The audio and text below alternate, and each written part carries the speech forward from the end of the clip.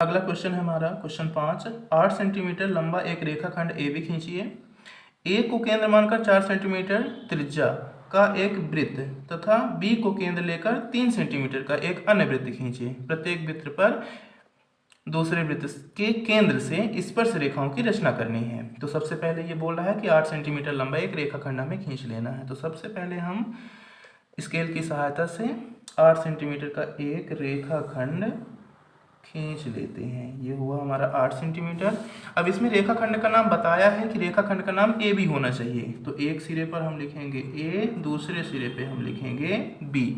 अब इसके बाद बोल रहा है कि सिरे ए पर यानी ए को केंद्र मानकर 4 सेंटीमीटर त्रिज्या का एक वृत्त बनाना है। तो इस प्रकार से हम इसमें रख लेंगे। 4 सेंटीमीटर का चाप भर लेना है। ये हुआ 4 सेंटीमीटर। तो ए को केंद्र मान लेंगे ऐसे और 4 सेंटीमीटर का वृत्त यहाँ हमें खींच देना है। ये हमारा हो गया 4 सेंटीमीटर का वृत्त। फिर बोला है बी को केंद्र मानकर 3 सेंटीमीटर का एक अन्य वृत्त खींचिए। तो बी को केंद्र मान लेंगे। ये हुआ 3 सेंटीमीटर का चाप। ये हुआ हमारा बिंदु बी। यहाँ हम इसका नुकीला सिरा ऐसे रख लेंगे। बी को केंद्र मानकर ये हो गया 3 सेंटीमीटर का चाप। अब जाहिर सी बात है, यहाँ थोड़ा सा समझने की बात है कि 8 सेंटीमीटर का रेखाखंड है।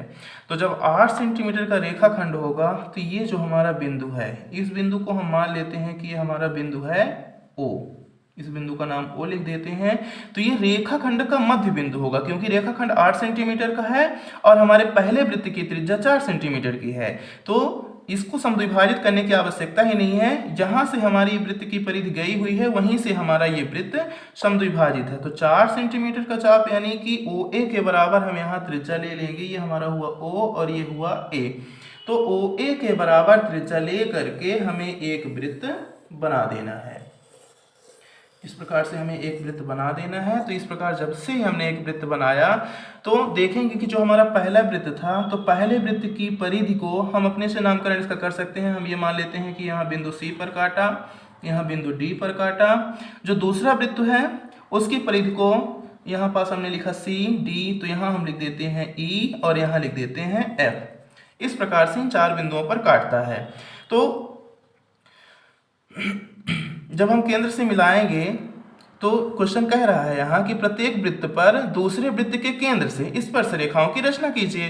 तो पहले वृत्त का केंद्र है हमारा A, तो A से हम रचना करेंगे दूसरे वृत्त की परिधि पर स्पर्श रेखाओं की। तो जब हम इसको मिलाएंगे तो ये कुछ इस प्रकार से दूसरे वृत्त की स्पर्श रेखाएं यहाँ प्राप्त हो जाएंगी। ये यहाँ A से F में मिला देंगे।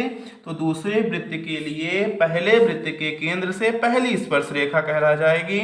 फिर ये दूसरे वृत्त की परिधि पर पहले वृत्त के केंद्र से दूसरी स्पर्श रेखा कहला जाएगी। ये इस प्रकार से हमारी स्पर्श रेखाएं हो गई। जस्ट इसी प्रकार से जो हमारा पहला वृत्त है, तो पहले वृत्त के लिए दूसरे वृत्त के केंद्र से ये B से C को मिला देंगे। तो पहली स्पर्श रेखा हो जाएगी यहाँ BC।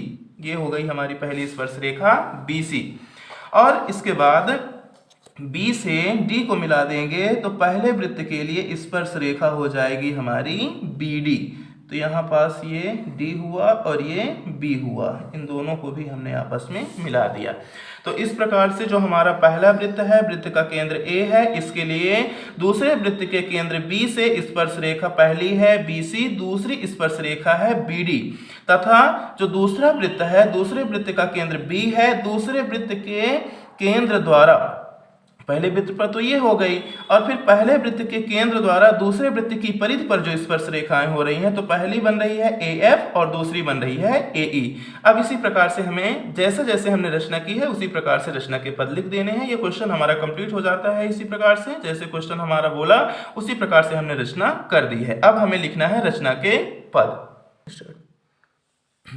अब रचना के पद है हमारा। सर्वप्रथम AB बराबर 8 सेंटीमीटर का एक रेखाखंड खींचा था। पहले नंबर पे हमने उसी को लिख दिया।